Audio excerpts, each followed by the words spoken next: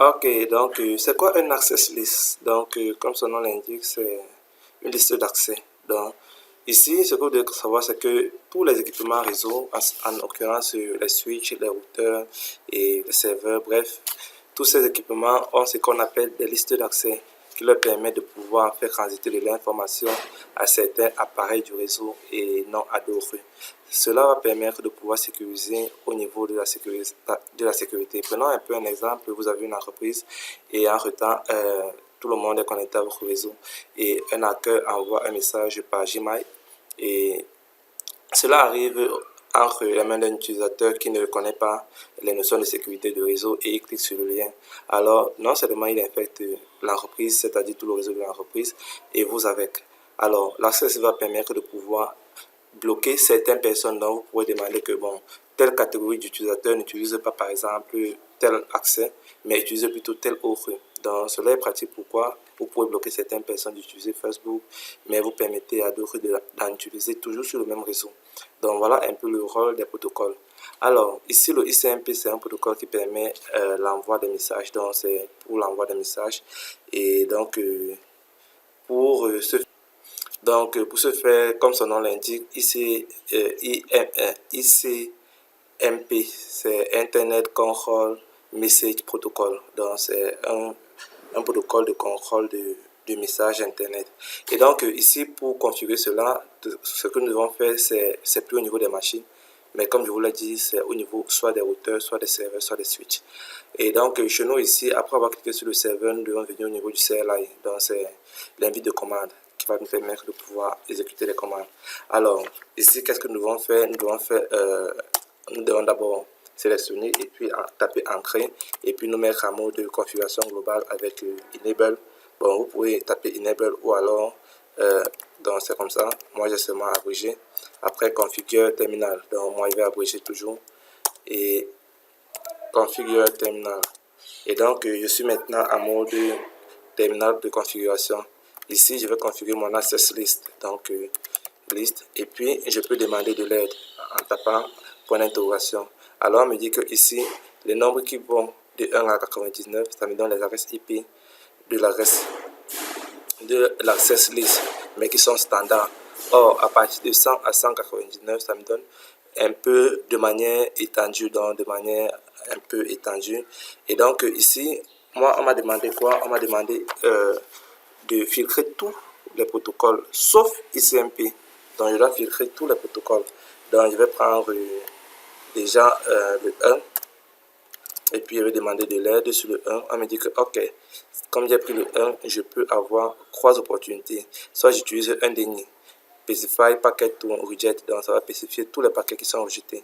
Ça tombe bien. Moi, je vais filtrer tous les paquets, sauf le ICMP. Donc, ça veut dire que je veux rejeter d'abord tous les paquets. Et puis après, je vais revenir maintenant pour permettre le ICMP uniquement. Or, ici, le permis, c'est pour permettre les paquets, donc to forward, qui vont être envoyés. Et le remark, c'est pour access list entry command, donc pour les commandes ancrées dans access list. Or, ce qui nous intéresse ici, c'est le deny. Donc, ça veut dire que, qu'est-ce que je veux faire? Je veux rejeter tous les paquets. Et je tape le point d'interrogation pour avoir de l'aide. Alors, ici, on me dit quoi? Une fois que je veux rejeter tous les paquets, j'ai encore 3 choix qui se font. Donc, soit une adresse IP, donc A, B, C, ce sont les octets. Donc, adresse to match, donc c'est l'adresse que je veux matcher. Ici, j'ai le ENI, donc ENI source host. C'est pour lorsque je veux rejeter tous les paquets de tous les, on appelle ça quoi, de tous les ordinateurs qui sont sur le réseau, alors je vais utiliser le ENI. Ça tombe bien, pourquoi j'ai 3 ordinateurs, donc j'aimerais que ça rejette tous les paquets de tous les ordinateurs. Donc pour moi ici, ce qui m'intéresse, c'est le ENI. Mais à côté de ça, vous avez aussi le ROS, donc single ROS address, donc pour une simple adresse de machine. Donc là, je valide, alors vous voyez, tout s'est bien passé. Alors, une fois que cela s'est fait, qu'est-ce qu'il me faut? Il me faut maintenant alors donner accès uniquement, parce qu'on a dit ici, sauf ICMP. Donc, ça veut dire que là, maintenant, configurer le protocole ICMP. Alors, pour cela, qu'est-ce que je vais faire? Je vais toujours rappeler mon access de tout à l'heure, mais cette fois-ci, si vous vous rappelez, on a dit que de 100 à 199, c'était pour étendre. Donc, je vais prendre 100, mais libre à vous, vous pouvez prendre 199. Si je demande de l'aide, on me dit quoi? Qu'une fois que j'ai choisi 100, j'ai toujours ces 3 options. Donc moi, qu'est-ce que je veux faire? Je veux taper permit. Donc je veux permettre quoi? Je tape point d'interrogation. On me propose tous les protocoles qui sont utilisés pour ce switch, parce que ça varie en fonction des switches. Donc ça, ces protocoles, c'est pour ce switch. Donc ici, nous avons le AHP Authentication Header Protocol. Donc c'est pour l'authentification des protocoles d'entête, des protocoles d'authentification d'entête. Ici, ça c'est le EIGRP. Je crois que nous avons déjà eu à faire les configurations de tous ces protocoles dans les anciennes vidéos. Je vous donne rendez-vous vraiment si vous ne comprenez pas leur rôle et le fonctionnement de chaque protocole, de vous y rendre. Mais ce qui nous intéresse, c'était ça, Internet Protocol Message Control. Donc c'est ceci, Internet Control Message Protocol. Donc c'est ça. Donc, comme cela nous intéresse, alors nous avons tapé le ICMP.